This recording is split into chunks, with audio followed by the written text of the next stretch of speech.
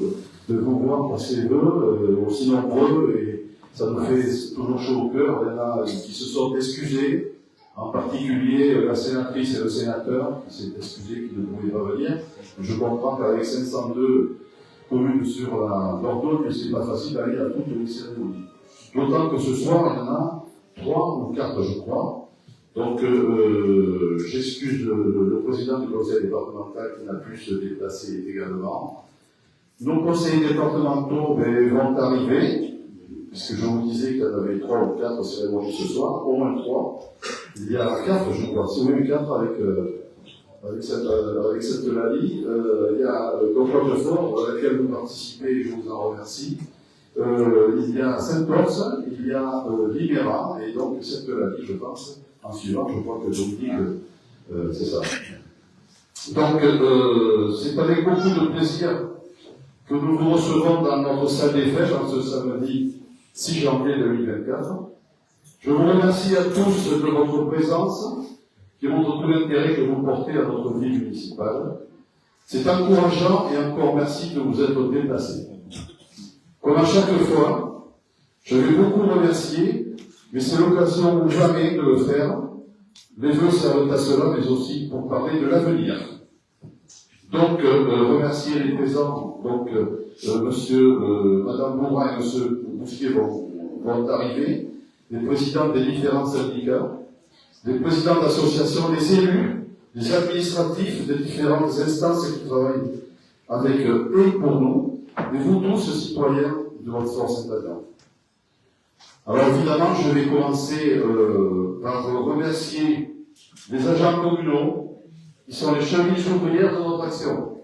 En priorité, le pôle administratif, avec Bernadette Carré, qui est notre secrétaire général, qui a travaillé énormément pour notre commune. Donc, on peut la remercier chaleureusement. Elle va rougir certainement, mais c'est pas grave. Nathalie Courvenec pour le secrétariat, l'état civil, l'urbanisme, entre autres, et l'accueil.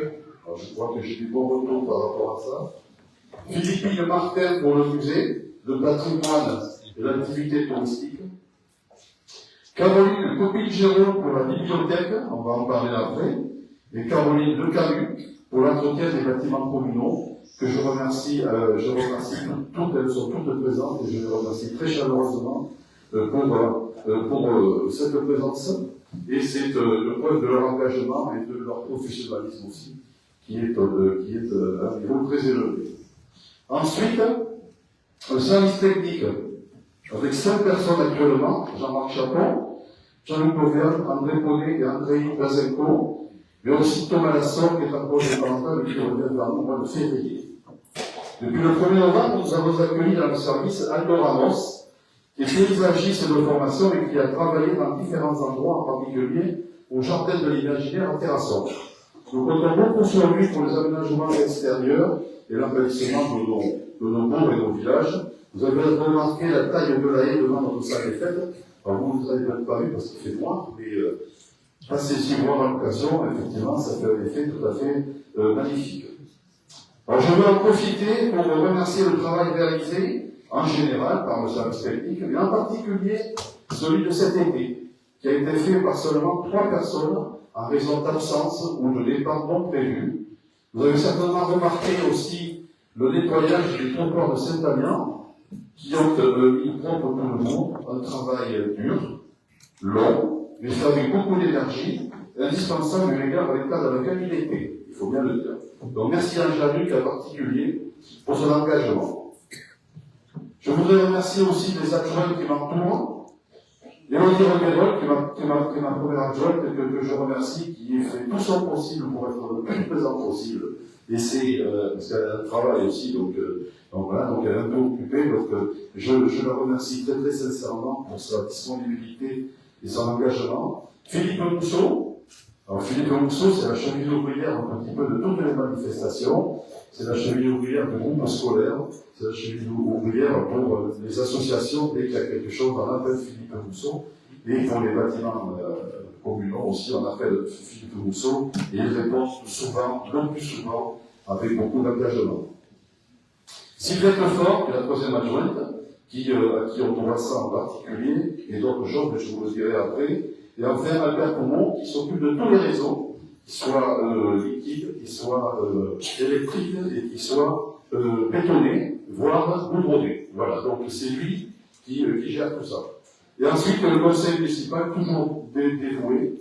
Donc je voulais nommer Thomas Belay, je voulais nommer Nadine Binetru, David Chabassier, David Contamine, Sébastien Deck, Aurélie de la Côte, Jennifer Essartier, Geneviève Fallot, Sophie Marie et Martine Pertuis. J'espère que je n'ai pas oublié, mais je ne crois pas, parce que j'ai vérifié plusieurs fois. Donc merci à eux, qui travaillent aussi à leur niveau. Il y en a beaucoup qui, eux aussi, sont occupés par leur vie professionnelle, donc ils ne peuvent pas être toujours présents, mais ils nous assistent, ils viennent aux réunions, ils approuvent ou pas d'ailleurs, ils pourraient ne pas, nos projets ou nos décisions, donc voilà. Mais ils sont toujours là pour nous conseiller, ils portent bien leur nom de conseiller municipal.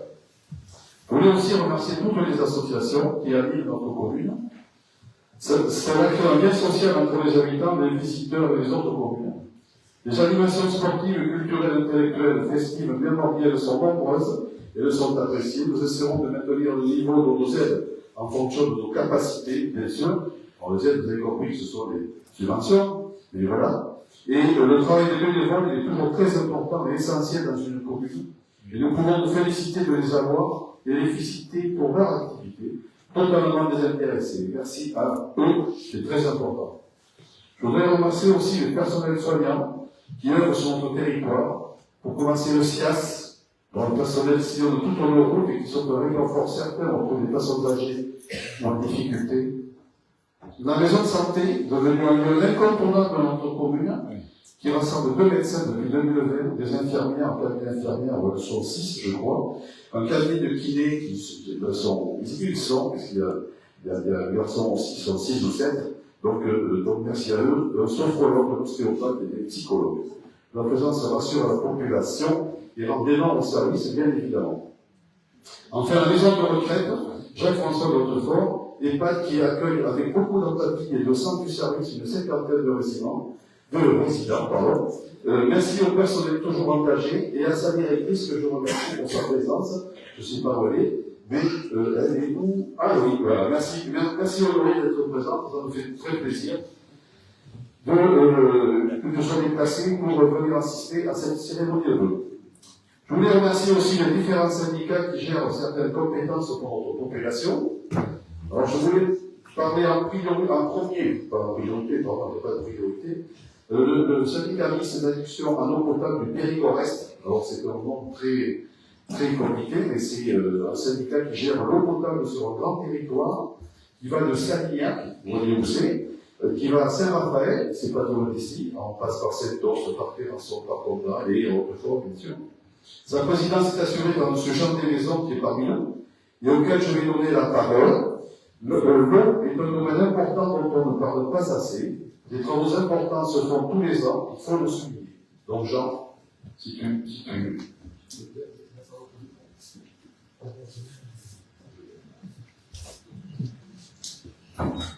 Bien. Bonjour à toutes et à tous. Merci, Monsieur le maire, de me donner la parole. C'est une occasion, effectivement, de parler du syndicat d'eau. Donc, comme l'a dit Jean-Louis, donc ce syndicat regroupe 37 communes. 37 communes qui vont, comme il a dit, de Salignac, Nadaillac, donc à la limite du Lot, jusqu'à Saint-Raphaël pour la partie la plus au nord. Ce syndicat, donc, est la fusion et le fruit de la fusion de 3 syndicats, le syndicat d'Hautefort-Saint-Orse qui existait jusqu'en 2017, le syndicat de Condat et le syndicat du COS de Terrasson.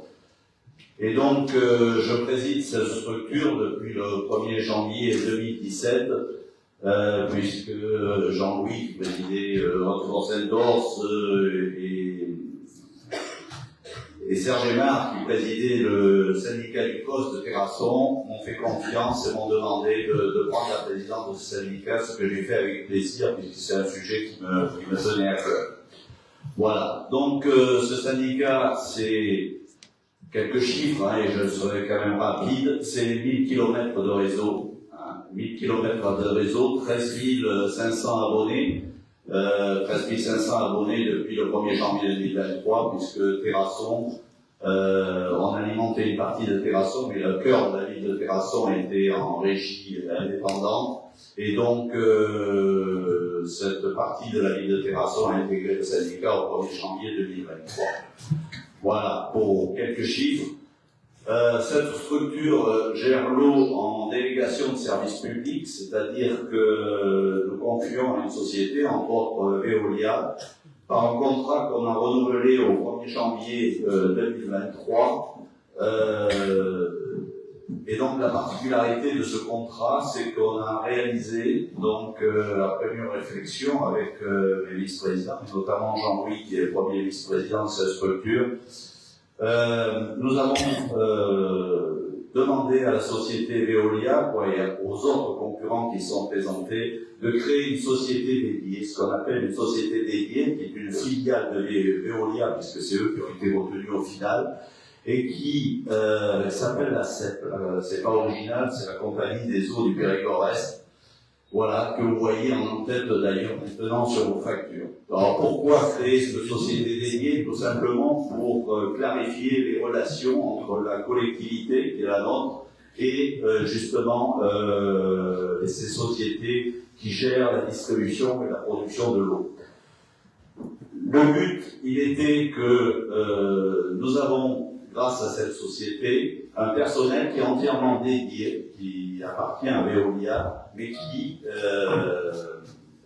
n'est plus personnel de Veolia, est personnel de la CEP, c'est-à-dire de la compagnie des eaux du Périgord-Est, et qui est entièrement dédié à notre structure, avec 2 chercheurs de fuite, avec un certain nombre de personnes pour faire les travaux, pour gérer les différentes choses qu'il y a à faire. L'intérêt est de clarifier nos relations et également de clarifier nos relations financières, puisque dans ce type de société, il y a toujours des frais généraux qui sont affectés à la société mère. Et ces frais généraux, souvent, varient d'une année à l'autre. Là, le but, c'était de fixer, dès le départ, ces frais généraux. Donc, on a mis en concurrence plusieurs sociétés. Il y a 3 sociétés qui sont proposées. Et ces frais généraux sont fixés une bonne fois pour toutes, pour toute la durée du contrat, et n'évolueront plus tout au long du contrat. Voilà.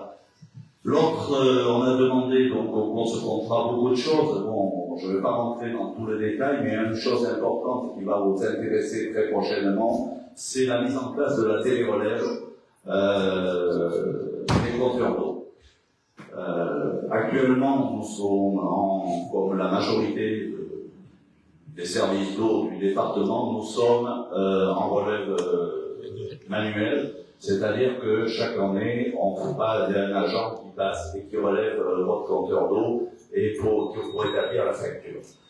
Vous recevez une première facture au mois de juillet, qui est une facture estimative, et une facture réelle en fin d'année ou début janvier.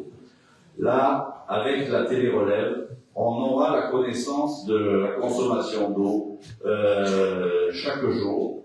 Vous pourrez avoir également connaissance de cette consommation d'eau personnellement grâce à l'application qui sera liée à ce système. Et nous comptons beaucoup sur cette nouveauté pour notamment réduire les fuites, parce que le problème des fuites, on en parle beaucoup, on en a parlé beaucoup cette année vu les conditions climatiques, on en parle un peu moins parce qu'il pleut tous les jours, mais le problème il est toujours là malheureusement. Et ce problème de fuite, c'est que on sait l'eau qu'on injecte dans notre réseau, on ne sait pas l'eau qui est consommée. Et avec le système de la télérelève, on pourra connaître chaque jour, secteur par secteur, l'eau qu'on a injectée dans notre réseau et l'eau que l'on a réellement consommée. Et donc, améliorer le travail des chercheurs de pluie pour les guider vers les endroits où les pertes sont les plus importantes. L'intérêt pour vous également, c'est d'avoir cette information de consommation Vous pourrez recevoir directement une alerte si votre compteur d'eau, par exemple le pluie, si le compteur d'eau n'a pas arrêté de tourner pendant plus de 24 heures ou de 48 heures, vous recevrez une alerte de la part du distributeur d'eau en vous disant, bon, faites attention, vérifiez, il y a un problème. C'est important parce qu'on trouve beaucoup de fuites, notamment sur des résidences secondaires, les gens sont partis, ils n'ont pas fermé l'eau et il y a des fuites, et c'est souvent des volumes relativement importants. Parce que l'objet de ce contrat, c'est également d'économiser un maximum l'eau. Bon, l'eau, tout le monde, c'est un bien commun, mais c'est un bien que se doit de préserver.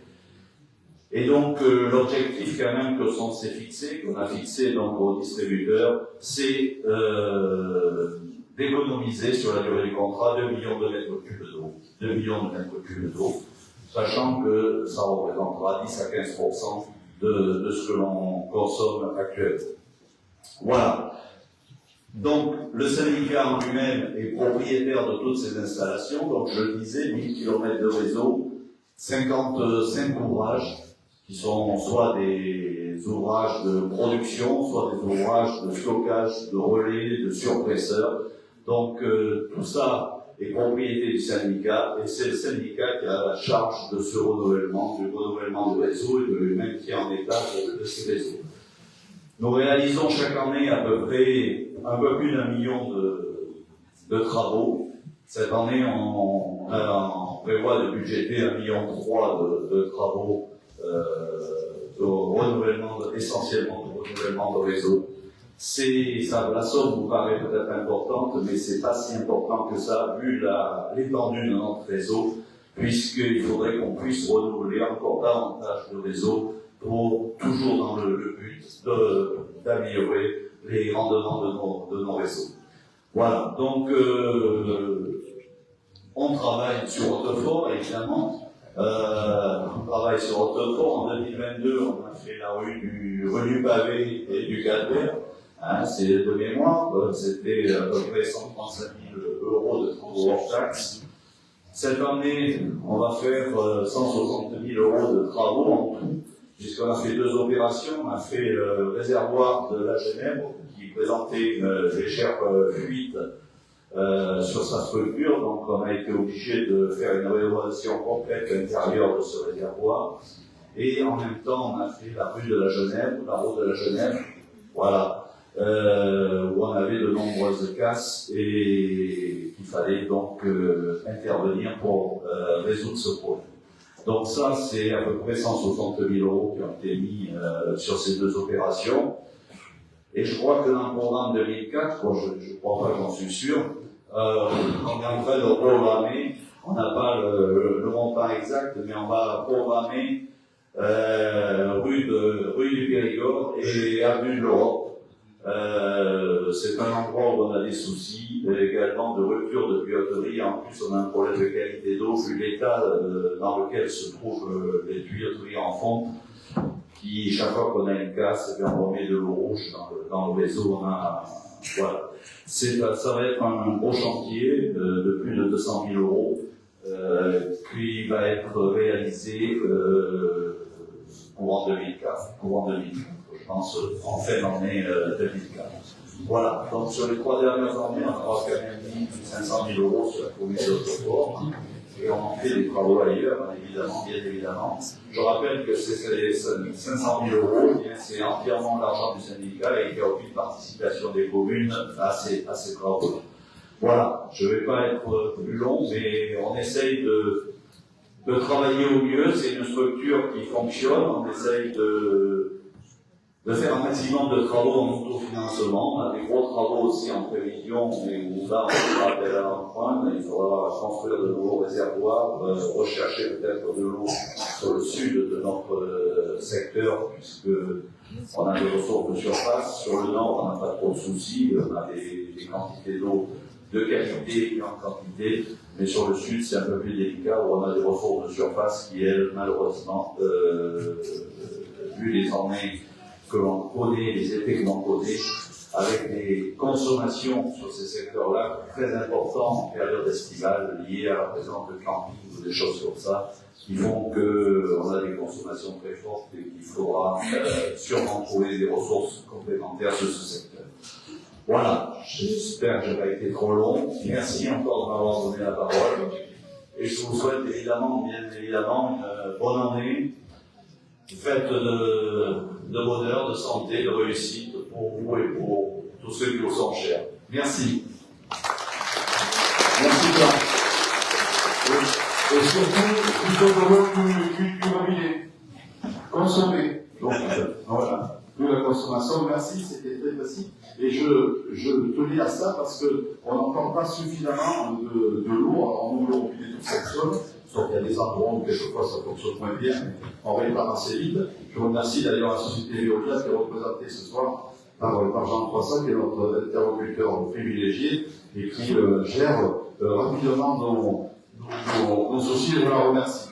Donc voilà pour l'eau. Alors pour l'électricité maintenant, c'est le STO, c'est le syndicat des énergies de la Dordogne, qui gère le réseau électrique, le réseau gaz, ça nous concerne moins, l'éclairage public, la mobilité durable et participe à la transition énergétique, j'arrive à le dire. Il est présidé moi localement par M. Lionel Armagalian, qui est maire de Beauregard et vice-président de la commune également. Les effacements de lignes sont prévus à la Genève, enfin, qui vont enfin se réaliser. Merci Lionel pour ton implication. L'éclairage public, comme nous l'avons demandé, est éteint de 22h30 à 6h. Alors c'est éteint à 12h30 l'été, puisqu'évidemment on vit un peu plus dehors l'été, afin de réaliser des économies. Alors le montant de ces économies, on ne vous le donnera pas parce que l'année est à peine terminée. On va regarder un petit peu ce qui s'est passé. Maintenant, le problème, c'est que plus on consomme, moins on consomme, mais plus on dépense. Parce que vous savez que le prix de l'électricité augmente. Alors, nous, on fait plein d'efforts pour économiser, mais on n'économise pas financièrement. Donc, voilà. Mais en fait, bon, ça, c'est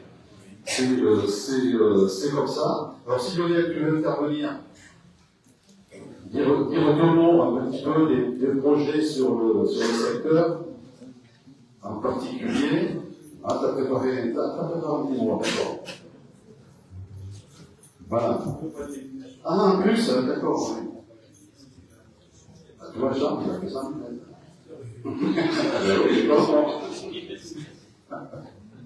Allez, monsieur Armagalian. Merci Jean-Louis, bonsoir à vous tous. Donc, je vais vous dire deux mots du syndicat départemental des énergies. Voilà, donc effectivement, je suis le vice-président de secteur. Donc, je m'occupe d'une 40 communes, exactement, un territoire assez étendu, qui va de la Feuillade jusqu'à la Noaille. Donc, vous voyez, ça fait quand même du chemin à suivre. Voilà, donc, le SDE 24, c'est un syndicat intercommunal. Je ne vais pas rappeler les compétences, puisque Jean-Louis l'a fait tout à l'heure. Comme le syndicat d'eau, le syndicat des énergies est propriétaire des réseaux électriques. Hein, ce n'est pas Enedis le propriétaire, c'est le syndicat. Il ne faut pas l'oublier, donc, le syndicat, ce sont les communes, ni plus ni moins.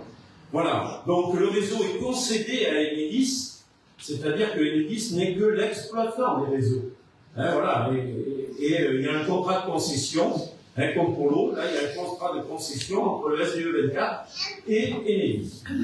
Voilà, donc en Dordogne, effectivement, le syndicat des énergies couvre l'ensemble du territoire de la Dordogne, c'est-à-dire 25 674 km de réseau, basse tension et haute tension. Donc c'est quand même un réseau qui est très étendu, parce que la Dordogne est un département très étendu. Il y a quand même 14 800 postes de transformation dans le département. Donc c'est quand même pas rien. Alors, on consacre au SDE 24 millions de travaux chaque année sur le réseau électrique uniquement, les renforcements, les extensions, les effacements, la sécurisation des réseaux.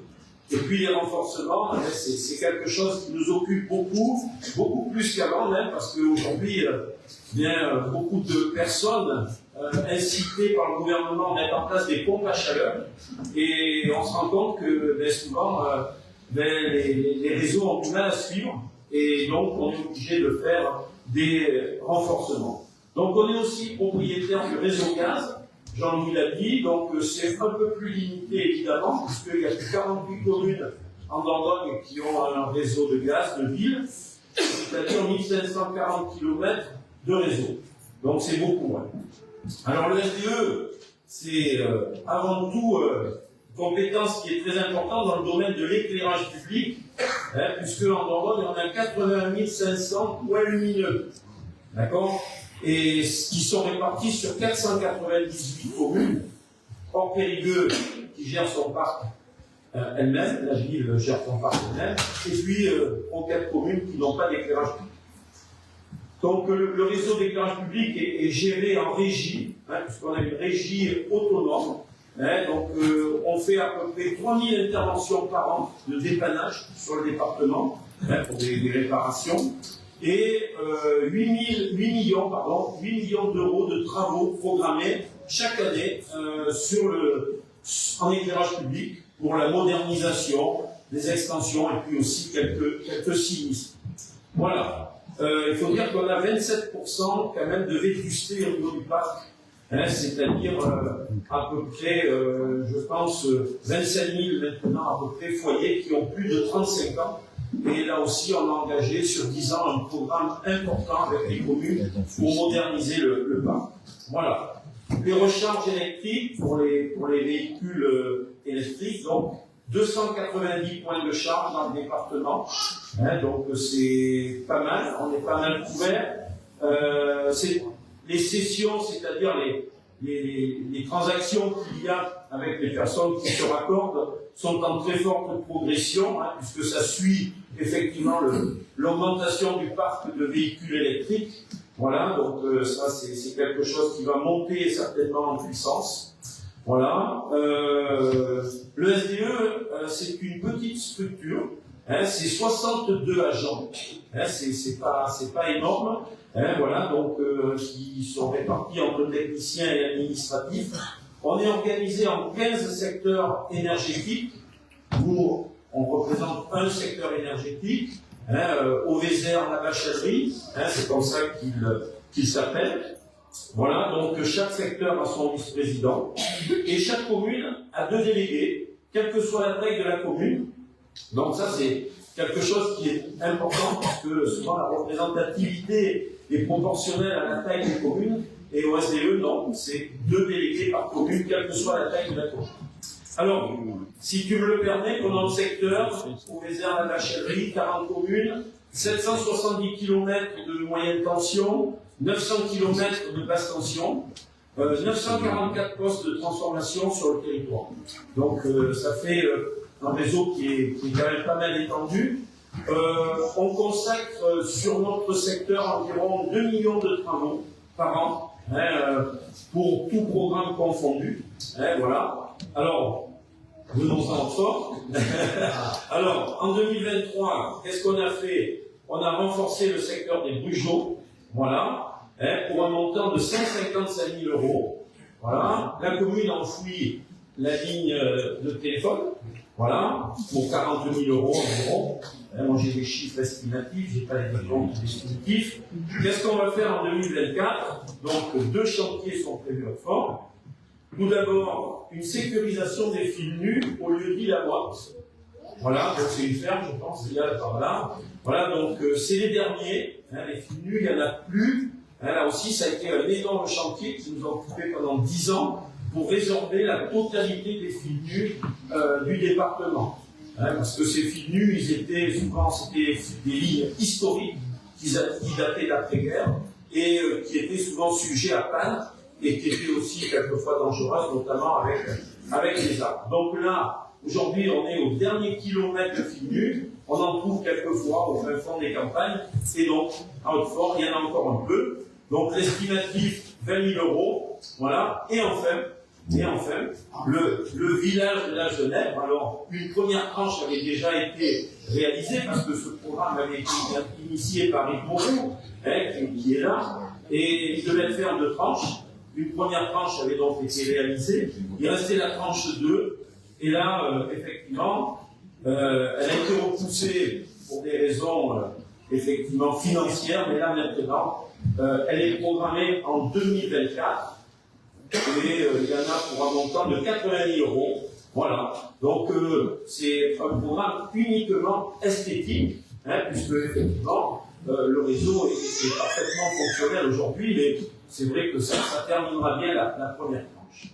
Voilà un petit peu tout ce qui est fait au niveau du SDE 24. Alors comme pour l'eau, c'est vrai qu'on a l'électricité à la maison, on s'imagine que c'est naturel, mais en fait derrière il y a quand même tout un travail, hein, pour maintenir les réseaux en état, pour que ça fonctionne bien, pour ne pas avoir de baisse de tension. Ben ça, c'est ce qu'on essaye de faire au quotidien au niveau du syndicat. Et si dans nos villages respectifs, il y a des soucis, n'hésitez pas à en faire part à Jean-Louis, et puis il me fera remonter, et puis on verra effectivement si on peut traiter le problème.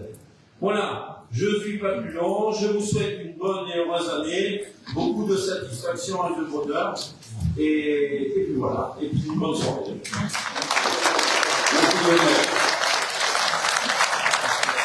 Voilà, je voulais à ce que toutes ces précisions soient faites, parce qu'on n'a jamais trop d'informations sur ces choses-là, mais qui sont dans notre vie courante, donc je crois que ça valait la peine. Une autre chose qui est importante, là par contre vous risquez de vous insurger, mais non, c'est pas la peine, c'est le 7D3.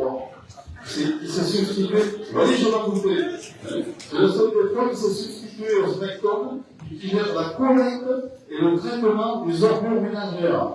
Voilà. Donc, alors, moi, personnellement, il y a des décisions qui ont été prises, on n'a pas toujours été pour, mais elles sont prises. On doit accepter ce qui est fait, c'est de la démocratie, ni plus ni moins. Et personnellement, je le répète, je l'ai dit l'année dernière déjà, je ne cautionnerai pas les incivilités que nous voyons tous les jours auprès des points d'apport volontaires. C'est pas normal. Et cela est inacceptable et totalement contre-productif. Je rappelle qu'il faut avoir une carte pour envoyer les conteneurs et leur obtention est obligatoire. Mais la demande doit être faite auprès de SMD3. Il y a encore quelques personnes, on a reçu un listing d'ailleurs cette semaine, et qu'il faut m'en mettre à jour, qui ne l'ont pas fait. Ils doivent récupérer cette situation très rapidement. Si vous connaissez les gens qui ne l'ont pas, dites-leur de le faire, parce qu'ensuite, ils risquent d'être sanctionnés. Je ne veux pas dire sanctionnés, c'est sanctionnés pécuniairement. Et ils vont avoir des amendes. Donc, ça serait dommage de ne pas le faire. Donc, il faut faire comme il faut avoir la carte pour aller mettre ses ordures ménagères avec le sac noir. Les sacs papier, c'est gratuit. Tout ce qui est papier d'emballage, tout ce qui est emballage, carton. Vous avez vu qu'il y avait des bornes de carton maintenant. Vous avez sur notre vidéo des bornes pour les cartons spécifiques. Donc n'hésitez pas à y aller. Ne passez pas devant le point d'apport volontaire et posez votre carton comme ça et partez. Non, parce qu'après derrière, il y a du travail. Il faut le ramasser, il faut pas en faire, mais il faut le traiter, etc. Donc, si vous voyez les gens, n'hésitez pas à leur dire. Je sais qu'ici, il y en a plein d'autres qui fait ça, mais les gens que vous connaissez qui peuvent le faire, dites-leur d'être raisonnable et de ne pas faire ça. Donc j'en profite aussi pour remercier, mais il n'est pas là ce soir, mais je le fais quand même, M. Jacquet, qui est le directeur du centre de Cussac, et qui répond à nos demandes. C'est vrai que dès qu'on a quelque chose à dire, on voit avec Sylvain, aussitôt c'est très réactif. Ils arrivent, ils envoient quelqu'un pour faire nettoyer des points d'apport volontaire, ou des choses comme ça. Si la port ne marche pas, ça peut arriver aussi. Donc ils viennent et tout ça est réglé. Voilà. Donc merci à M. Jacquet, qui est, je vous dis, très réactif, et à toute son équipe qui vient assez souvent sur le secteur et qui nous accompagne. Ensuite, dans les syndicats qui s'occupent de notre vie courante, c'est le CIVOS Lexidol qui gère le transport scolaire et le gymnase pour le collège, et le lycée Lexidol qui est présidé de ce syndicat, ce TAVAS.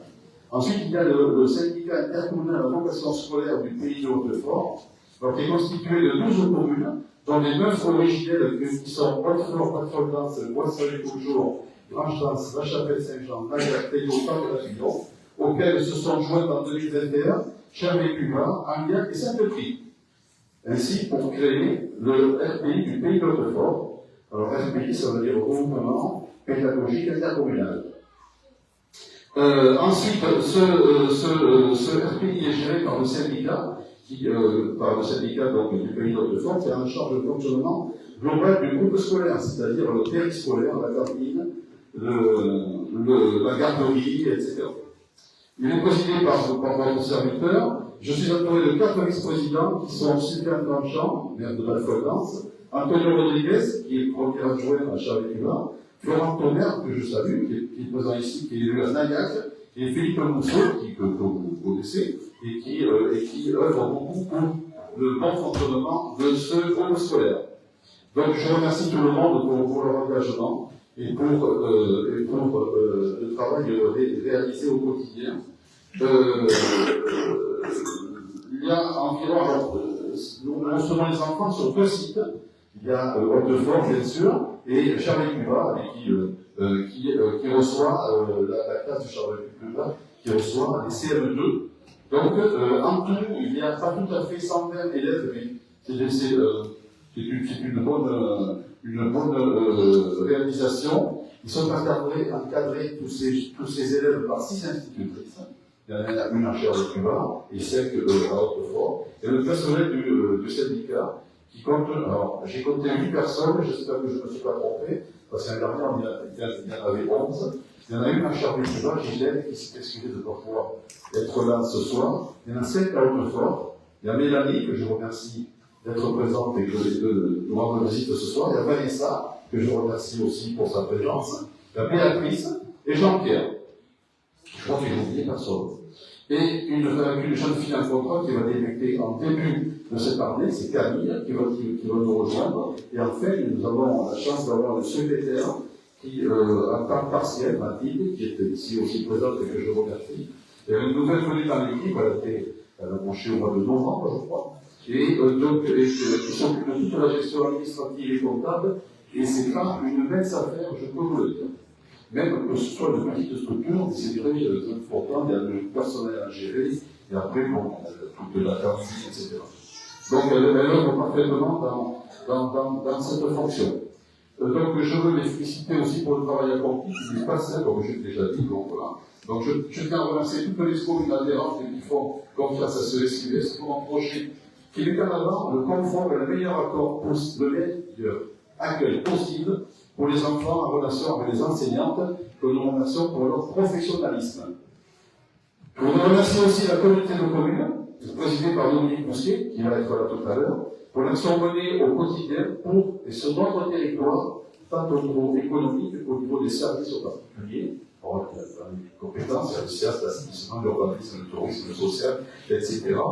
Et remercier tout le staff, alors M. Hamel, qui est le directeur général des services, qui nous fait le plaisir d'être là, M. Malo, qui devait venir, il m'avait dit, mais bon, il y a M. Salucci aussi, que je salue, et tous les collaborateurs de cette communauté de communes, sans oublier l'antenne de France Services sur Haute-de-Fort, qui est fait en relation avec le centre social de Tenon, mais les choses vont changer dans le courant de l'année, ça sera géré directement par la communauté de communes à partir après le premier trimestre, je crois, Nicolas.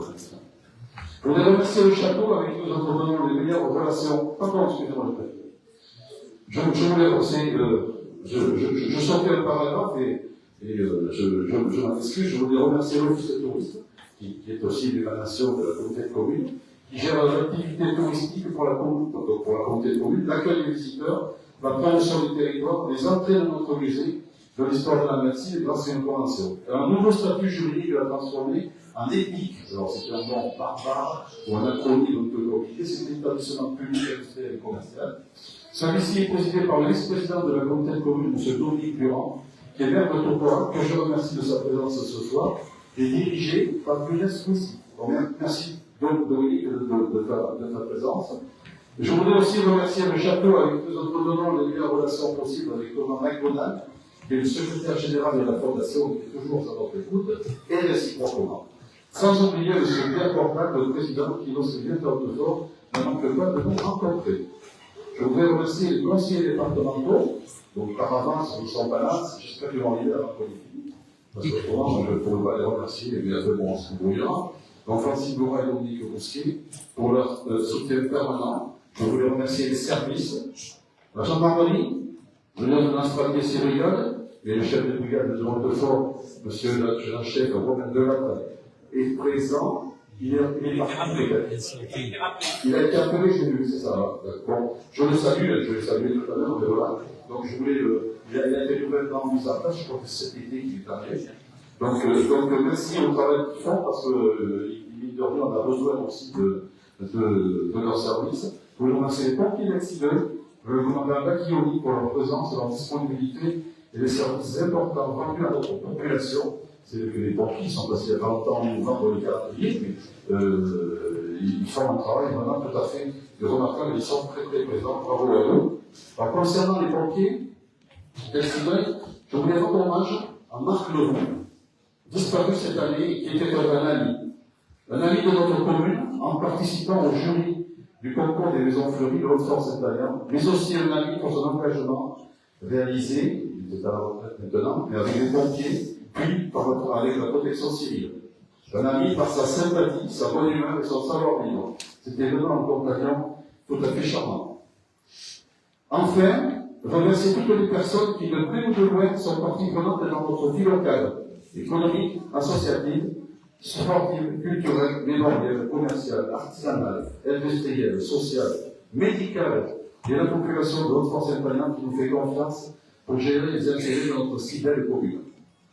Concernant les réalisations de 2023, elles sont détaillées au fil de l'eau sur nos bulletins de formation municipale, le BIM, comme on l'appelle. Et sur l'écran qui a défilé pendant votre attente, vous avez pu voir toutes les réalisations, qui sont peut-être pas exhaustives, mais telles qui sont présentées là. Donc, il y a trois BIM, je vais appeler BIM, qui sont édités tous les ans, et un qui annonce, qui sont au mois de juillet, début juillet, qui annonce toutes les manifestations. Là aussi, je voudrais remercier particulièrement sa rédactrice en chef qui passe du temps qu'on ne pouvait pas imaginer à créer ces livres. Parce qu'il faut collecter toutes les infos à passer, il faut les mettre en page, il faut réfléchir sur la couverture, à chaque fois qu'on y a un nouveau livre, qu'est-ce qu'on va mettre comme photo? Alors, il ne faut pas mettre toujours le maire, il faut mettre autre chose. Donc voilà. Et donc, il faut pas sentir aussi que les associations à qui on demande un petit article, que ces associations-là nous le passent. Donc on vous demande de le faire rapidement, parce qu'on a besoin, on a besoin aussi, et puis ça favorise, si on a assez tôt, ça favorise le travail aussi. Et donc voilà, je voulais quand même remercier particulièrement Sylvette Fort, parce qu'elle fait un travail extraordinaire avec ça, et vous avez comme ça les informations qui vous sont fournies au fil de l'eau. La distribution est faite par le conseil municipal, chacun a un secteur, et on distribue les bulletins municipaux boîte par boîte, et la porte à porte, donc je pense que c'est une bonne façon de faire. En plus, si on rencontre quelqu'un, ça nous permet de discuter, s'il y a, il n'y a pas toujours des problèmes aussi, mais on discute gentiment et agréablement, quelquefois, effectivement, il y a des problèmes. On essaie de les régler le mieux possible. Et puis, n'oubliez pas qu'il y a 3 autres moyens de communication que nous avons en cours dans notre commune de Hautefort, Saint-Adrien. Il y a fait notre page Facebook. Alors, ce n'est pas une page où on fait passer des potés ou des choses comme ça, non. Ce sont des informations réelles pour la commune et pour vous qui vous est destiné. Il y a un site internet, hautefort.fr, sur lequel il y a des informations plus pérennes, plus durables. Donc voilà, et Facebook, c'est des informations au jour le jour. Ouais. Et ensuite, il y a le panneau Pocket. Alors, panneau Pocket, il faut avoir téléchargé cette fonction sur son téléphone et on passe des infos séparées, pas tous les jours, mais toutes les semaines, au moins, il y a quelque chose. Et ça permet de passer, ça permet que vous ayez aussi ces informations-là. Par exemple, il va y avoir une coupure d'électricité, il va y avoir des travaux d'eau, il va y avoir des choses comme ça on peut vous informer facilement. Donc ça serait bien que la plupart d'entre vous ayez ça sur votre portable, et puis vous avez comme ça les infos au quotidien. Après ça, je vous parlais de quelques petits dossiers, petits, pas petits d'ailleurs. On dit toujours petit café, on dit on vient nous voir souvent au bureau, on dit je peux vous poser une petite question, c'est pas une petite question, c'est une question, je me tourne vers dans les filles qui sourit là-bas. Donc, je vais parler de quelques dossiers. L'hôtel Dieu, LS. Alors, les travaux sont terminés depuis juillet 2023. Je crois que le résultat est à la hauteur de nos espérances.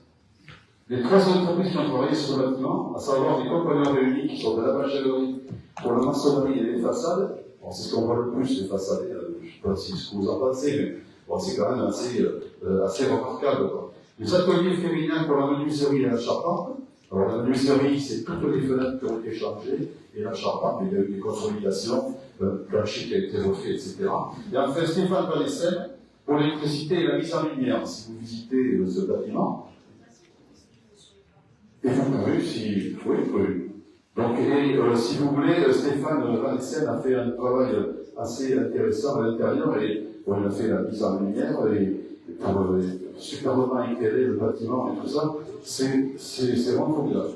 Donc, je pense qu'on peut être fier de notre bâtiment, qui est remis vraiment dans des conditions magnifiques, et qui est vraiment l'emblème de notre cité de Hautefort. Le groupe scolaire. Alors, je l'avais dit l'année dernière, je ne sais pas si vous vous souvenez, qu'un bloc de chauffage serait changé en 2023. Il n'y avait que les lignes. Donc,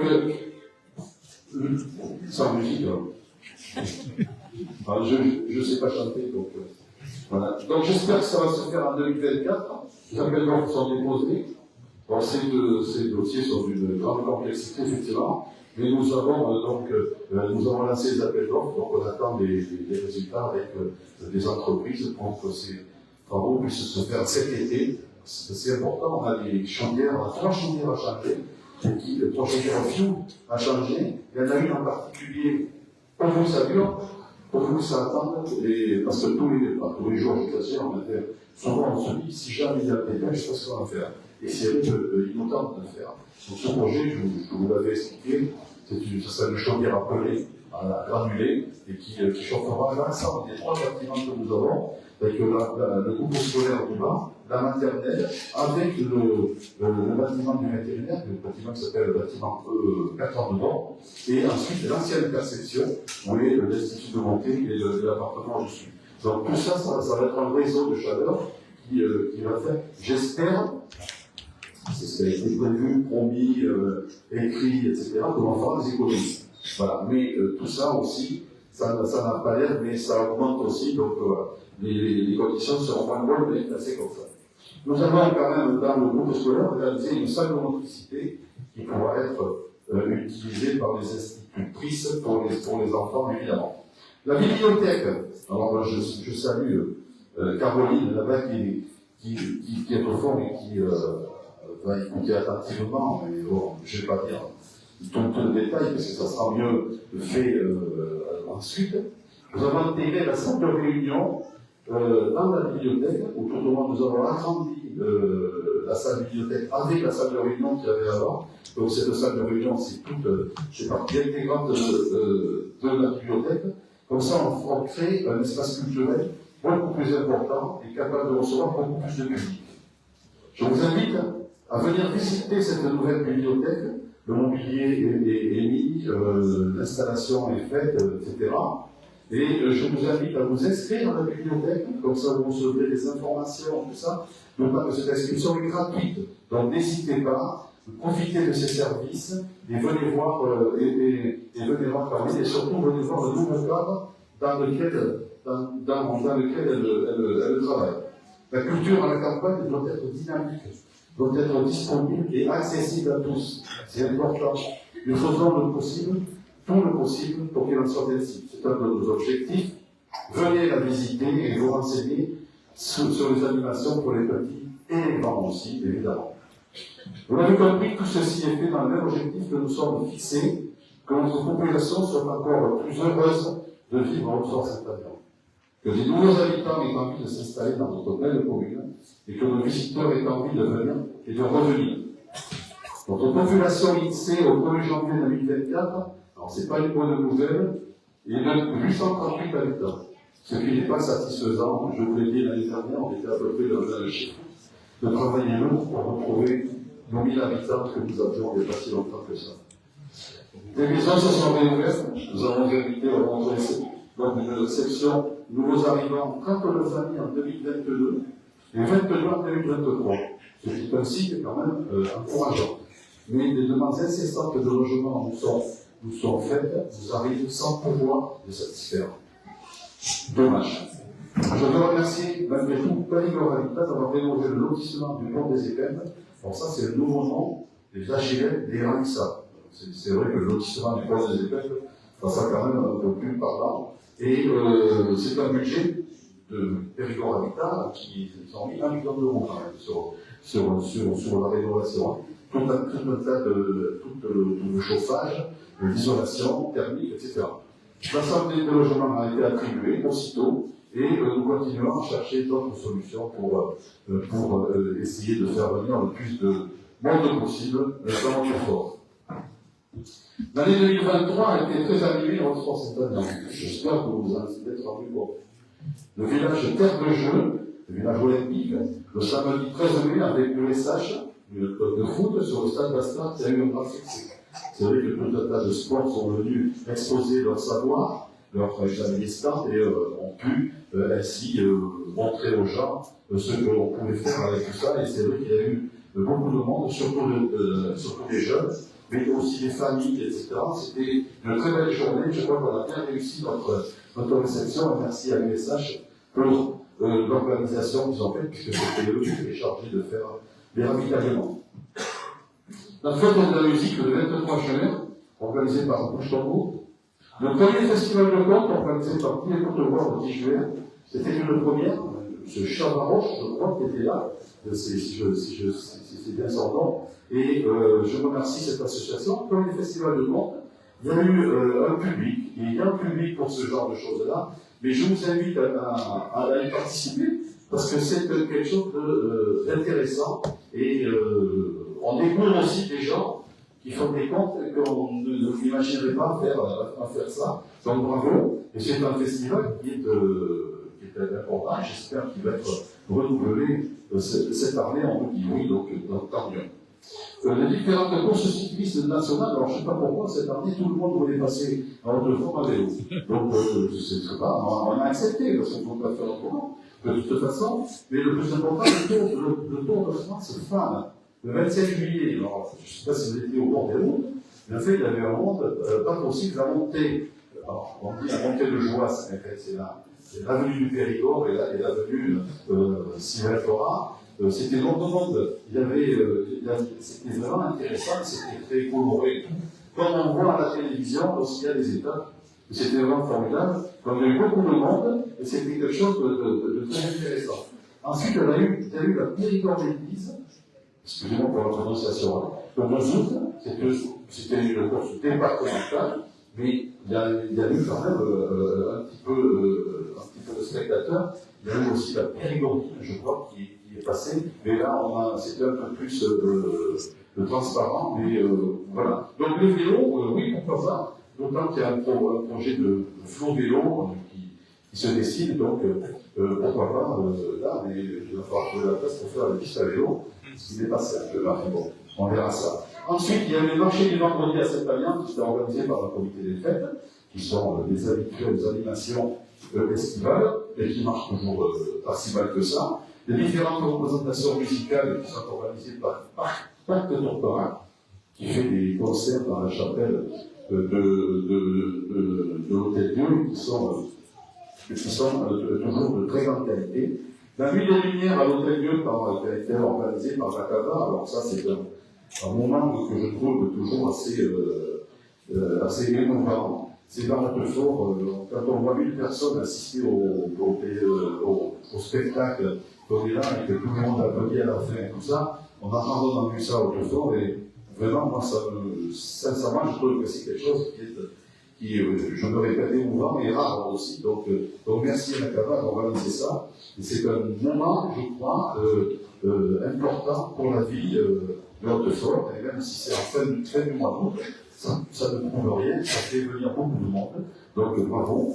Ensuite, l'état du coucou, lieu de rencontre avec ses marchés le dimanche soir avec le feu d'artifice du 14 juillet, les brocantes de la Nambourg, les soirées costumées au château, les rencontres littéraires du Périgord au mois d'octobre en association avec la commune de Coulomb, sans oublier évidemment les manifestations sportives, le foot, la pétanque, le tir, la gym, etc. tout au long de l'année.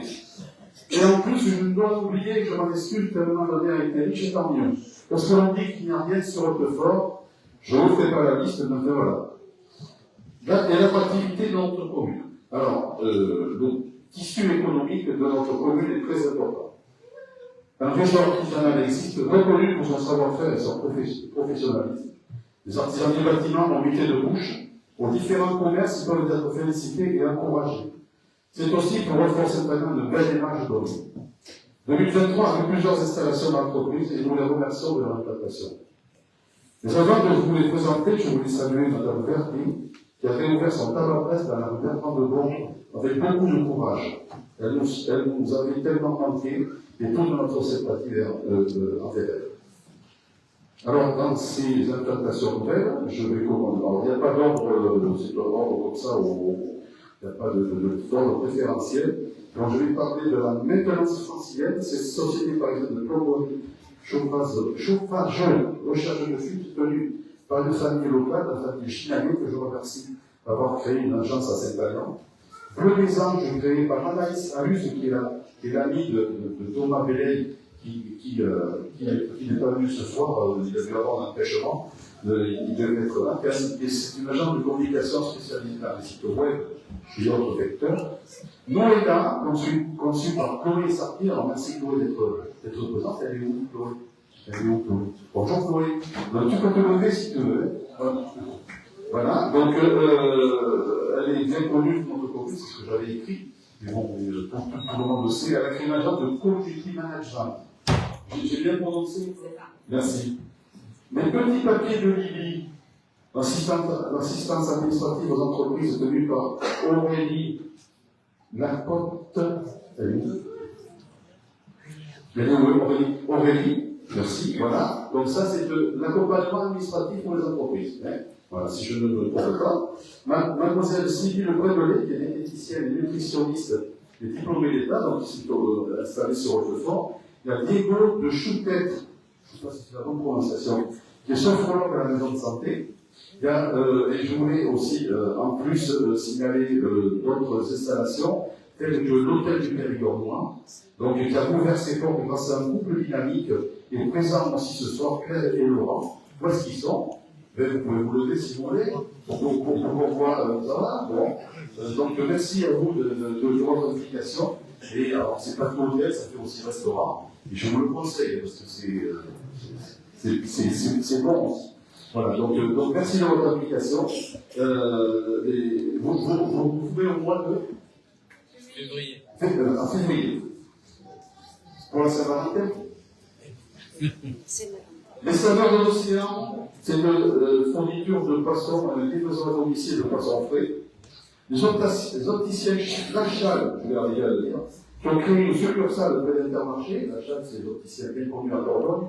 Ils ont plusieurs magasins en Périgueux, bien sûr. Il y en a aussi à Saint-Pélier, il y en a sur toute la Dordogne, les magasins Artol, tout ça. Et s'ils sont venus là, c'est qu'ils espèrent que ça fonctionne bien. Je crois que c'est le cas. Donc merci à eux d'avoir choisi Hautefort pour créer une antenne. Le bistrot du marché. Alors la famille Loubet, que je remercie pour sa présence, parce qu'ils avaient un choix douloureux à faire ce soir, mais ils sont venus à Hautefort, donc je les remercie très très sincèrement. Donc ils ont décidé d'installer dans les locaux d'Intermarché une brasserie qui ne fonctionne pas aussi mal que ça d'ailleurs, qui est ouverte depuis un mois à peu près. D'accord. Donc c'est une possibilité de plus qui nous est offerte et merci à eux. Ensuite, avec Madame Morin, elle tombe bien. À votre service, Alain Cavalier, alors Alain Cavalier, on le connaît bien, parce qu'il a été quelque temps conseiller Alain. Où es-tu? Alain? Il ne se montre pas. Ah bon, voilà. D'accord. Bon, Alain, que vous connaissez évidemment si vous êtes allé à l'État de beaucoup, donc il a monté une entreprise de service à la personne. Donc tout ce qui est faisable, comme petit bricolage, petit entretien, voire au transport, etc. Voilà, donc Alan est à votre disposition. Et enfin, alors ça c'était 2023, mais ça, je vais vous parler de 2024, mais c'est important puisque ça va ouvrir très certainement d'ici le 15 janvier, c'est le garage à Saint-Agnan. Alors vous savez que le garage fort, pour ne pas le nommer, avait eu un repreneur qui a quitté ce local. Et depuis, il y a des nouveaux repreneurs qui sont arrivés et qui ont proposé à la famille Fort de racheter le local et de s'installer en tant que mécanique générale. Donc évidemment, ils étaient très contents, mais nous aussi d'ailleurs, de ça, parce que un garage de mécanique générale sur une commune, c'est quand même important. Donc on va avoir réouvrir ce garage, on va revoir des voitures dans le garage, on va revoir de l'animation autour, c'est formidable. Normalement, il devrait ouvrir dans le 15 janvier. Mais bon, tout ça, c'est à préciser, mais vous aurez une décision, justement, en un réseau que sont et Facebook, etc. Voilà. Et ensuite, je voulais aussi signaler qu'il y avait une société de traduction de jeux vidéo qui s'est installée et qui a commencé à travailler sur Hautefort, mais ils n'ont pas totalement terminé leur implantation, donc ils attendent un petit peu. On vous en parlera un petit peu plus, mais c'est quelque chose d'important. Ils sont 7 ou 8, je crois, et qui sont installés dans la région. Malheureusement, pas tous sur Hautefort, parce que nous n'avions pas les locaux, enfin, les appartements ou maisons à proposer. Mais enfin, ils travaillent Hautefort. Je crois que le dirigeant principal de Tortorac, d'ailleurs, et on le salue. Alors, il s'excuse de ne pas être là ce soir parce qu'il aurait voulu, mais ils avaient quelque chose d'autre de prévu. Donc, nous espérons que notre projet à l'instant, ce que nous espérons verront le jour en 2024. Et vous savez que tout est compliqué et tellement lourd à mettre en œuvre.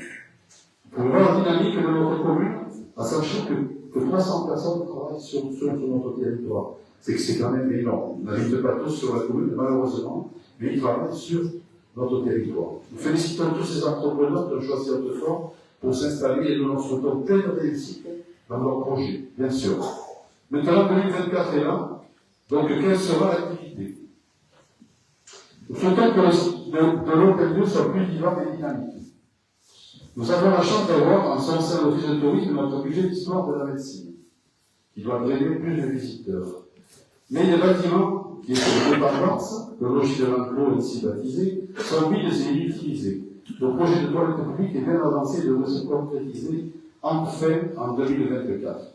Ensuite, nous souhaitons que ces locaux actuellement inoccupés soient aménagés afin d'y créer d'autres activités. Pourquoi pas les associations, pourquoi pas l'entreprise, des locaux commerciaux, espaces culturels, etc. Nous allons rendre utiles tous ces mètres carrés. Je voulais féliciter Virginie, qui nous fait l'amitié d'être là aussi ce soir, notre touriste qui a mis à elle seule cet espace autour de l'hôtel-lieu et de l'office de tourisme. Pour l'instant, je dis, parce que j'espère que ça va être un peu plus animé. Notre projet est en gestation, c'est l'aménagement du presbytère à Saint-Agnan. Bon, ce bâtiment séculaire est aujourd'hui inoccupé, et on ne peut pas le louer en état, c'est pas possible. Donc le projet est de faire 3 logements, et qu'il y aurait un logement, la maison de l'instituteur, on peut dire, c'était la maison initiale, et dans l'état se faire deux logements, voilà. Donc le dossier est en cours, ça devrait être finalisé, le dossier est finalisé, les travaux en 2025, j'espère que ce sera louable en 2025. Tout ceci, évidemment, ne pourra se faire que si les subventions sont là, et ce sont des investissements importants, des indispensables à notre vie locale. Ensuite, le label Villes et Villages Fleuris. En 2023, le jury régional a fait une visite de contrôle, parce que tous les 3 ans, il passe. Nous nous y étions préparés, parce que la labellisation est importante en matière de visibilité et d'attractivité pour notre commune. Ces visites se font tous les 3 ans. Alors vous allez voir que là, ça faisait 4 ans. Il y avait l'année Covid, évidemment, qui a fait. Donc, en 2019, lors de leur première visite, notre labellisation de Hautefort avait été confirmée. Nous avons depuis réalisé plusieurs aménagements, comme le pont de Hautefort, le chemin des sculptures, le parvis de l'hôtel-dieu en hermé, l'hôtel-dieu lui-même rénové, l'escalier, le passage des écoles qui relie le parking des écoles à la rue Bertrand de Laurent, le pied de la descente de la rue Artigue qui a été arboré, le jardin de sable remis en état, et enfin l'entretien qui se fait au quotidien. L'an dernier, nous avons reprogrammé le concours des maisons fleuries sur notre commune. Ce sont 32 inscrits que nous avons visités avec notre jury, composé de Jean-Claude Sanjas et Albert Marie, qui s'excuse de ne pas être là ce soir, de Bernard Desmaisons, que je salue amicalement, de Sylvain Lefort et Albert Moumont, que je salue aussi amicalement, et moi-même. Nous remercions nos amis du Pays d'Excideux, qui s'excusent d'en devenir, qui nous apportent leur soutien depuis de longues années. Je les salue pour leur fidélité et encore une petite pensée pour Marc. Effectivement, Marc Levaux faisait partie du jury de cette année, il n'est pas venu. La remise des prix aura lieu vers le printemps. Nous avons obtenu de toute façon le maintien de nos deux fleurs. Nous avons à plusieurs reprises parlé de la marque Petite Cité de Caractère. À ce jour, seules 4 communes de Dordogne sont homologuées. On ne parle pas de labellisation, là on parle de marque et d'homologation. Donc Brantôme, Excideux, Saint-Olé et Saint-Cyprien. L'an dernier, je vous disais, nous avons déjà reçu l'éligibilité, ce qui est une première avancée. La deuxième étape est le dossier complet qui est assez lourd. C'est Philippine qui a chargé. L'envoi doit se faire prochainement. Nous espérons un avis favorable de cette marque qui aura un impact touristique très important. Nous avons le plaisir et l'honneur de vous annoncer que nous avons reçu l'homologation Petite Cité des Caractères pour 5 ans. Alors de suite, c'est un événement, on ne mesure pas pour ça à sa façon, c'est un événement, parce que bon, Petite Cité des Caractères, c'est quelque chose qui est d'une visibilité très importante pour le côté touristique, et en termes, j'espère, en termes de visite, etc., ça sera quelque chose qui sera beaucoup plus suivi. Donc nous sommes la 5e commune de Dordogne, ce qui n'est pas neutre. Nous sommes la seule commune à avoir été homologuée cette année 2023. Donc il y en avait 2 autres qui étaient en labellisation, mais qui n'ont pas été prises cette année. Elles seront certainement prises l'année prochaine. Donc je voulais remercier les membres de l'association de nous avoir acceptés, mais aussi merci au travail réalisé au sein de notre commune pour présenter un dossier correct et recevable, car ça n'était pas fait d'avance. Merci à Philippine d'avoir réalisé ce travail. Merci au comité départemental du tourisme pour les apporter grâce à sa directrice Marie-Pascale Reynaud et les membres de son service qui nous ont souvent soutenus et conseillés. Merci au conseil municipal qui a accepté de soutenir ce dossier.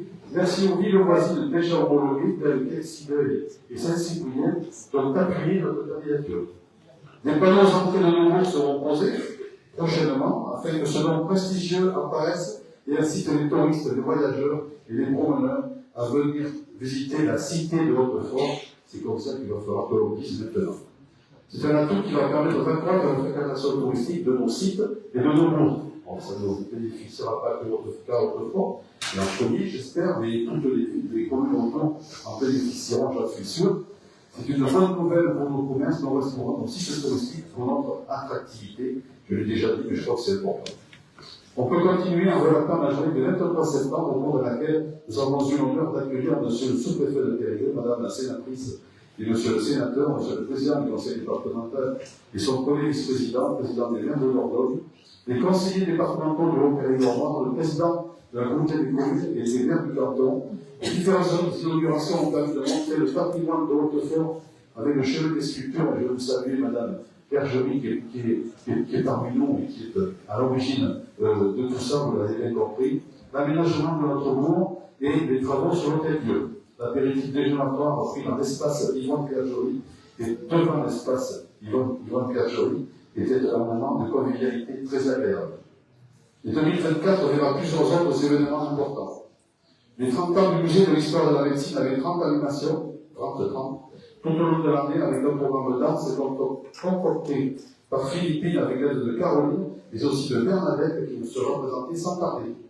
L'inauguration de la nouvelle bibliothèque, là aussi c'est encore Caroline, agrandie, renouvelée avec une collection plus importante, des animations encore plus nombreuses, avec l'accueil souriant de Caroline. J'insiste. La plaine des Jeux qui sera terminée au printemps, mais non, c'est déjà utilisable. Vous avez déjà pu le remarquer, nous on y va d'ailleurs, jouer, utiliser, c'est formidable, tant mieux. Nous organiserons une journée d'inauguration avec plusieurs sports représentés à l'instar de notre journée du 13 mai dernier, et le village olympique qui a reçu un très beau succès. Une autre bonne nouvelle venant du milieu agricole, les jeunes agriculteurs sont venus me rencontrer pour proposer à la commune de Hautfort-Saint-Agnan de recevoir la grande fête agricole départementale Terre en Fête. Alors c'est quelque chose de très important, il y a des milliers de personnes qui viennent à ces manifestations. Cela devrait se dérouler fin juillet. Une réunion va avoir lieu d'ailleurs le 23 janvier ici même, à laquelle seront conviées les associations et intervenants divers sur notre commune. Et autour, enfin, qui seront concernés par cet événement de fête. Retenez bien ces dates à Hautefort-Saint-Agnan le 27 et 28 juillet 2024. Et nous espérons autour de l'hôtel Dieu des spectacles, des jeux, avec une autre formule peut-être de projection sur l'édifice, une troisième édition de notre bio littéraire en octobre à la Chartreuse, etc., etc. Et puis les animations traditionnelles que nous soutenons, bien entendu. Mais je vais m'arrêter là. Vous pouvez voir que le dynamisme de notre commune n'est pas usurpé. Continuons ainsi avec force et envie. Je vous remercie de votre attention. J'espère ne pas avoir été trop long, mais il y a tant à dire. Alors je vais passer la parole à Madame Francine Moura pour le département.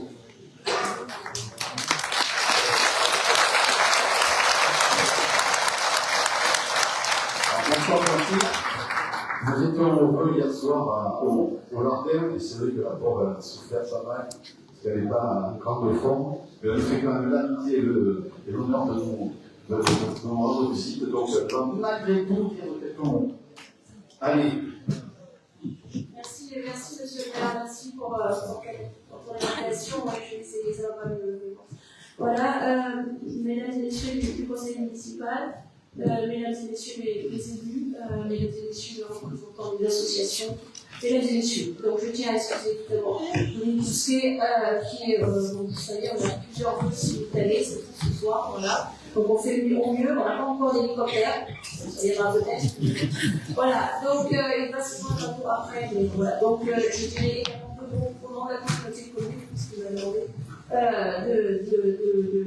voilà. Alors, au niveau du département, je serai brève, je ne vais pas m'éterniser, simplement pour vous dire que, donc, je ne sais pas ce que tu vas dire avant, mais je pense que je dois le deviner, qu'aujourd'hui, au niveau des collectivités, c'est très compliqué, c'est de plus en plus compliqué, et c'est aussi vrai pour le département. Donc, nous avons effectivement des charges qui ne cessent d'augmenter et des recettes qui ne cessent de diminuer. Donc, compte tenu de ce fait-là, ça va devenir très très compliqué. Donc, le département a 3 compétences obligatoires aujourd'hui, qui sont ce qu'on appelle les solidarités, le collège et le route. Alors, les solidarités, c'est quoi? Les solidarités, ça regroupe plein de choses. C'est-à-dire, vous savez, c'est la part pour les personnes âgées, donc c'est la PCH pour les personnes handicapées, c'est le RSA, donc, qui, pour la première année, commence à diminuer, et c'est aussi l'aide sociale à l'enfance. Donc, je vais le dire là, dans les vœux précédents, ça remonte, donc je peux le redire aussi, puisque, effectivement, je crois que c'est une information que pas beaucoup de gens connaissent, et je vais vous la donner. Donc, tout simplement, alors, pour vous dire que les solidarités, ça représente à peu près 40% du budget de fonctionnement du département. Le département a un budget de 743 millions d'euros, et donc les solidarités, c'est à peu près 300 millions d'euros. Voilà, donc c'est énorme déjà, et ça ne cesse d'augmenter. Et il y a un poste qui a plus de 10% depuis l'année dernière, c'est l'aide sociale à l'enfance. Aujourd'hui, il faut savoir que vous avez 1700 enfants qui sont à la charge du département. Voilà, donc une augmentation de 10% depuis l'année dernière, c'est énorme. Donc voilà, donc, il y a fait de société, sûrement, mais également donc, dans ces statistiques-là, et dans ce nombre-là, il faut savoir qu'il y a ce qu'on appelle les mineurs non accompagnés, qui sont les enfants donc, réfugiés politiques.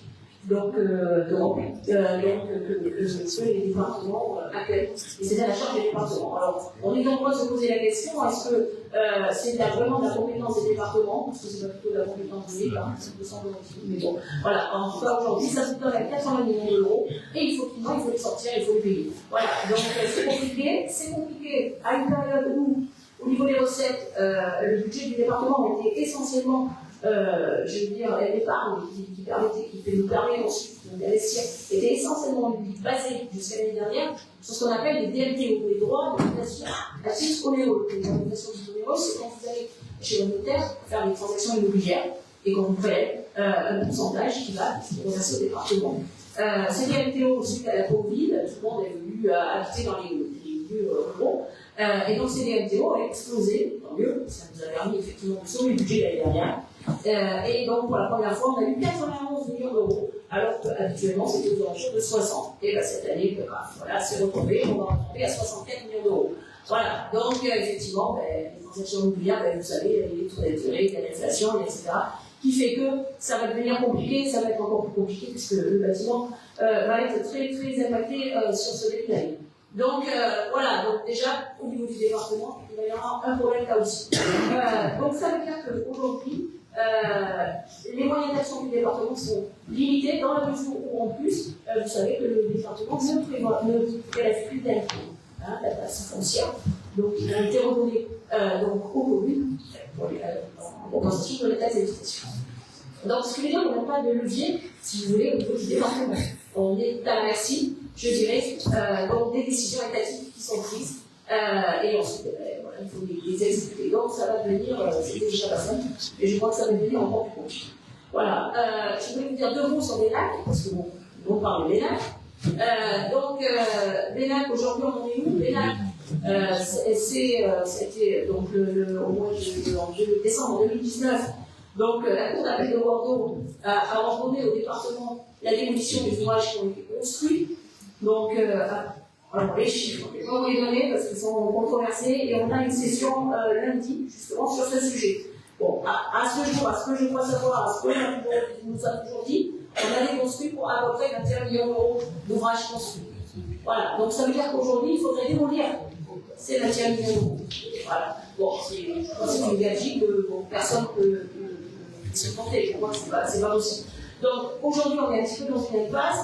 Face à ça, le département a proposé un aménagement donc, des 4 châteaux, donc voilà, avec donc, notamment la remise en service du garde, des voies vertes, tout un tas d'aménagements, mais qui ont un coût également. Voilà.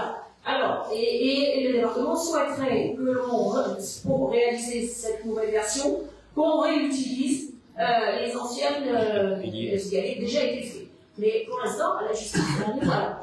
Alors, voilà. Donc, on ne sait pas, à l'heure où je vous parle. Donc, on a une session extraordinaire, lundi là, qui vient, pour débattre sur ce sujet. Voilà. Donc, on en saura plus. Alors, ensuite, on pourra vous donner un peu des éléments là-dessus. Voilà, les éléments que je voulais vous donner rapidement sur le département, parce que je crois que c'est quand même nécessaire, on entend des choses, on voit des choses, et je sais que souvent les gens ne sont pas informés. Donc c'est aussi le but du conseil départemental de vous donner un minimum d'informations et un maximum on saura. Pour l'instant, on ne sait pas d'autres éléments sur les cas. Voilà pour le département. Alors, ensuite, ce qui concerne la communauté de communes. La communauté de communes, le président a axé effectivement sur 2 axes, donc notamment qui est l'économie et ensuite les services à la population. Donc l'économie, malheureusement, je suis bien placée pour en parler, parce que je suis vice-président de la Chambre de l'économie, et malheureusement j'ai eu la chance d'être maire de Verdun. Donc ce qui veut dire que 2023, vous le savez, ça a été compliqué au niveau de la préfecture. Donc aujourd'hui, les 105 licenciés ont reçu leur lettre, ils ont passé un super Noël, et aujourd'hui, il va falloir trouver des solutions. Donc des solutions, il y en a. Donc nous avons, l'État a mandaté donc, le cabinet Ernst & Young, pour pouvoir effectivement lancer le dispositif qui s'appelle le dispositif rebond industriel. Et donc ce cabinet fait à l'échelle du territoire noir, visite un certain nombre d'entreprises pour recenser les investissements potentiels qui pourront déboucher sur un certain nombre d'embauches potentielles. Donc aujourd'hui, il y a des entreprises qui ont été visitées pour recenser 48 millions d'euros avec éventuellement 164 emplois potentiels. Voilà, ce qui veut dire que peut-être on les a déjà et qu'on va peut-être pouvoir les remplacer, si tant est que effectivement il y a souvent des problèmes de mobilité, c'est pas forcément sur le Lardin et c'est à l'échelle du pays. Donc le pays ça va jusqu'en dessous de ça là. Donc c'est vrai que voilà, on n'est pas tout à fait dans la même configuration. Il y a également donc, le plan d'organisation, donc qui est donc alors je ne sais pas donner des détails à la somme. Rebond industriel, l'État a mis 2 millions. La région a mis 1 million Et l'État lui-même, dans le cadre de son obligation réglementaire, et c'est le minimum, a mis 1,5 million. Donc on est à 4,5 millions et la communauté commune va abonder aussi dans le cadre de son fonds économique. Bon, je ne sais pas vous dire la somme, mais on a fait ce qu'on a pu. Pour nous, c'est 50 000 euros. Voilà, mais voilà, c'est toujours amené un petit peu et contribuer. Voilà, donc dans le cadre de tous ces dispositifs, on essaye effectivement de retrouver de l'emploi, de créer, d'amener des entreprises, d'aider à développer les entreprises qui sont sur place. Voilà, donc d'ores et déjà, avant, et ça n'a lien évidemment, nous avions amené des PRS sur Terrasson. Là, il va y avoir Mondial Relais, où il va y avoir dans un premier temps une trentaine d'emplois, et ensuite 70, et j'ai bien bon espoir qu'on puisse reclasser certaines personnes des papiers tripondables. Nous sommes en train de faire une étude, parce que nous avons des contacts sérieux dans le domaine de l'aéronautique sur les sous-traitants. Au Ardennes, donc sur les SBL, tout simplement. Voilà, et donc nous sommes en lice et en concurrence avec une entreprise et un site de la vie. Donc j'espère qu'on va gagner les stations. Voilà, donc on fait tout gros. Donc on a toujours pas la réponse, donc on va l'avoir assez rapidement et qui permettrait de sauver notamment SBL. Voilà. Donc on travaille d'arrache-pied sur l'économie, puisque de toute façon, vous savez que c'est avec l'économie que on amène des gens, on fait vivre nos territoires. S'il n'y a pas de travail, ça se meurt, donc tout passe par là. Voilà, ensuite, c'est le service à la population. Donc, qu'est-ce que fait la communauté commune? Donc, on travaille notamment du service habitat. Donc, elle a mis aujourd'hui abondé à hauteur de 250 000 euros sur l'habitat pour pouvoir effectivement aider à la rénovation des bâtiments. Vous soyez propriétaire bailleur, en plus donc effectivement des aides de l'État au travers de l'ANA, mais donc tout ça est un dispositif qui s'appelle Pelleport Rénov et qui est donc dans les locaux de la communauté commune. Donc si vous avez donc des projets sur votre habitat, n'hésitez pas à appeler la communauté commune, nous avons un super service qui pourra vous aider dans ce sens. Ensuite, la communauté de communes, c'est également un service à la population. Donc, c'est surtout, vous voyez partout, c'est le SIAS. Donc, ce sont toutes les personnes, donc le montage des repas, les aides à domicile, c'est 105 000 heures d'aide à domicile. Donc, c'est beaucoup, c'est 45 000 repas qui sont portés toute l'année. Donc, vous savez, c'est des petites voitures. Vous voyez stocker des départements et les communautés de communes, c'est toutes ces dames voilà, qui ont beaucoup loué pendant le Covid, qu'on a salué et qu'on continue à saluer, qui font un travail formidable pour nous aider. Parce que sans aide, nos aînés ne pourront pas rester chez eux. Voilà, donc ça, c'est un service qui est, je dirais, onéreux, qui coûte cher pour la communauté de communes, mais je pense que c'est un service tellement nécessaire dans nos services. Donc ça aussi, c'est la communauté commune. Ensuite, il y a tout ce qui est enfance et jeunesse, c'est-à-dire les centres de loisirs.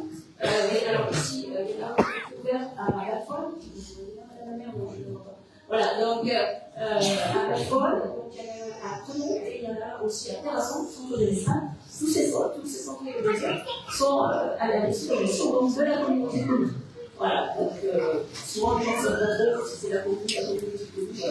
Donc je crois que c'est important aussi de le dire. Ensuite, c'est France Service. Donc France Service, je crois que donc ici, il y a une France Service. Il y en a une à Toulon, et il y en a une ici, il y en a une à Terrasson, et surtout, il y a un petit bus qui se promène un petit peu partout.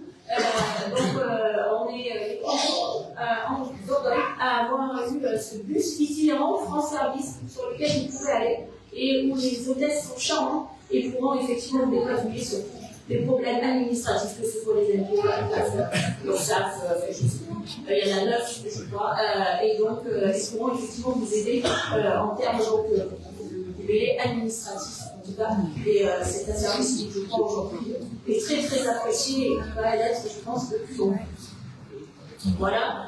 Je pense avoir rien oublié, je vais directeur par là si je me suis trompé la mousse. L'urbanisme, exact, oui, tout à fait. Voilà, oui, l'urbanisme. Voilà, alors l'urbanisme, bah oui, vous savez qu'on est en pleine élaboration du PLUI qui va être normalement voté en 2025.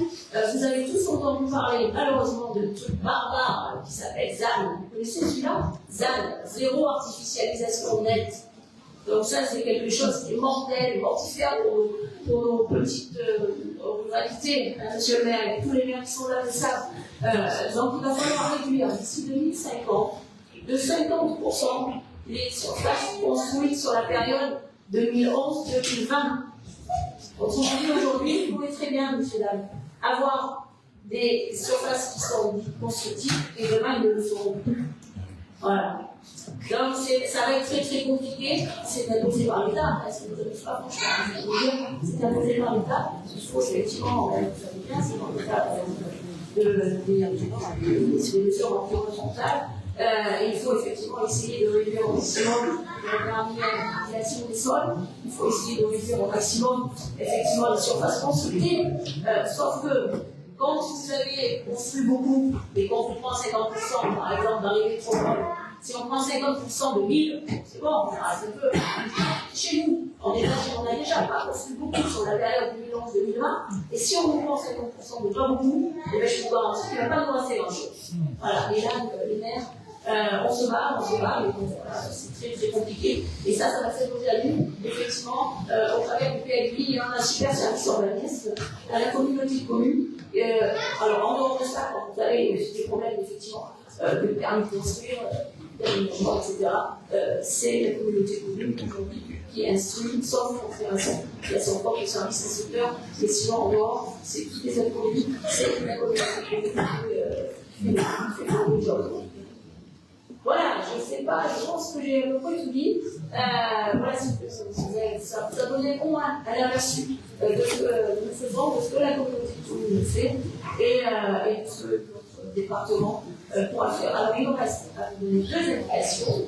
La première, pour la communauté, pour les vœux de la communauté de communes, qui auront lieu le 18 janvier au Jardin Saint-Lazare à 18h30. Vous êtes bien évidemment tous conviés.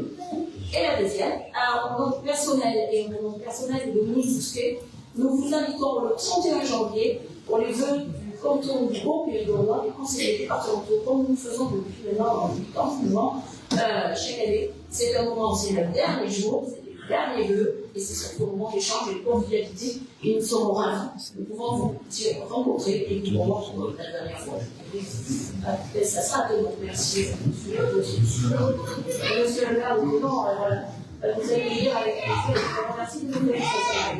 Voilà, merci. Je vous souhaite vraiment une très bonne année 2024. La santé, surtout. Concerne, mais bon, ça va aller mieux. Ça pourra aller mieux. La santé, beaucoup de bonheur et de réussite dans une période qui va, à mon avis, être compliquée. Il va y avoir quelques turbulences. Et puis, il va falloir s'adapter, on a l'habitude. Et puis, on sera là en tout cas pour vous accompagner et conseiller les enfants. Je vous remercie beaucoup.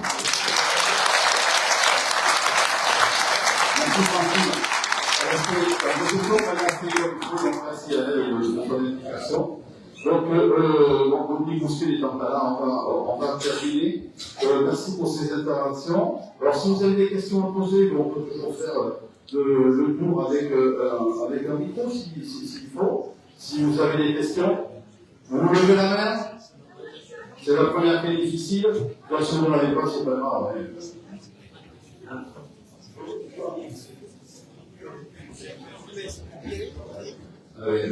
Il m'a écouté. Donc voilà. Donc, est-ce que quelqu'un a des questions? Personne? Mademoiselle.